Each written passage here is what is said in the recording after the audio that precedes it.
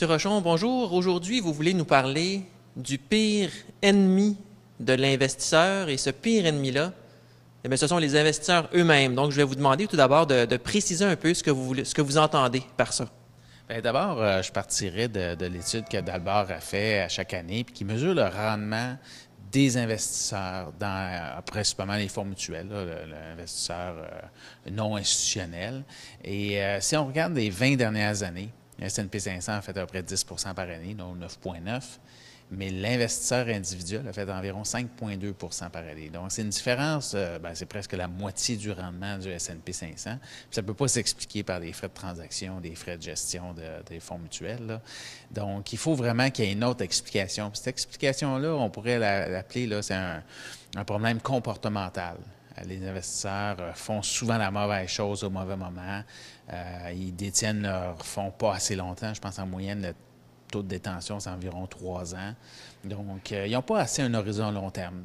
Donc, les investisseurs ont une vision trop court terme liée à leur portefeuille financier, alors que finalement, ils ne devraient pas se laisser distraire par tout ce qui se passe en ce moment, par exemple, avec le Brexit ou avec l'élection américaine. Oui, tout à fait.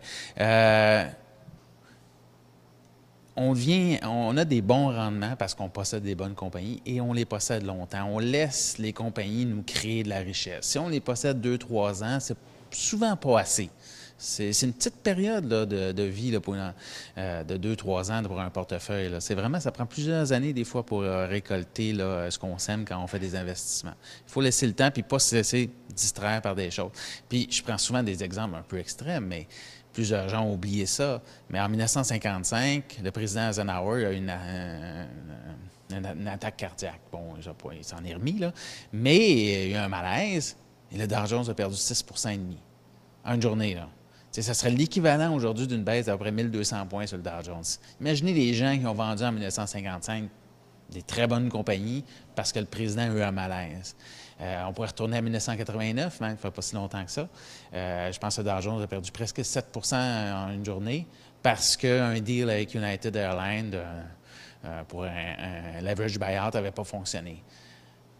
Brexit, c'est la même chose. Le marché britannique a beaucoup baissé là, le 24 et le 27 juin. Puis bon, oui, ça va avoir un effet économique, mais c'est pas suffisant pour vendre ces actions. C'est des petits effets que...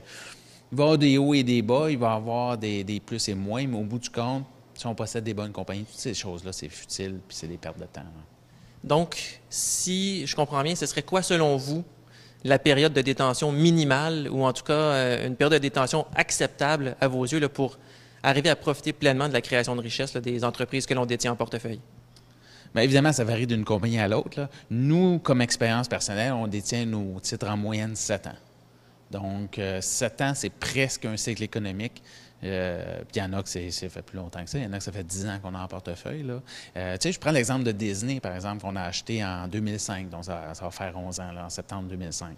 Bien, depuis qu'on l'a acheté, les profits ont plus que quadruplé. Puis le stock a quadruplé. Pourtant, il s'est passé plein de choses durant ces 11 dernières années-là, là. Il y a eu une méga récession, il y a eu des baisses, des crises, le plafond de la dette américaine, le précipice fiscal, les problèmes en Europe puis en Grèce, tout ça. Disney a quadruplé ses profits, le stock a quadruplé. C'est là-dessus qu'il faut focuser, puis c'est trouver des compagnies comme ça, puis les garder longtemps, puis éventuellement, si on a raison qu'on a choisi une bonne compagnie, on va être éventuellement récompensé. Merci beaucoup, M. Rochon. Ça fait plaisir.